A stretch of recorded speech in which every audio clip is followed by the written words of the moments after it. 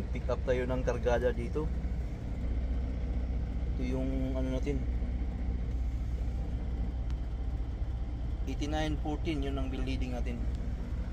Help yourself lang dito. May mailbox yan, oh. Walang tao dito.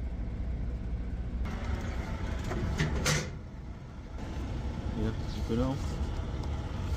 Ano yung trailer number?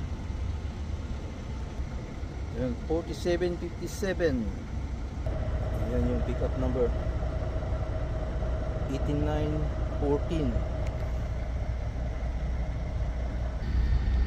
Ayan na yung trailer natin, no? 4757. Nahook up ko na yung trailer. Mag-loaded call lang tayo, tapos alis na tayo.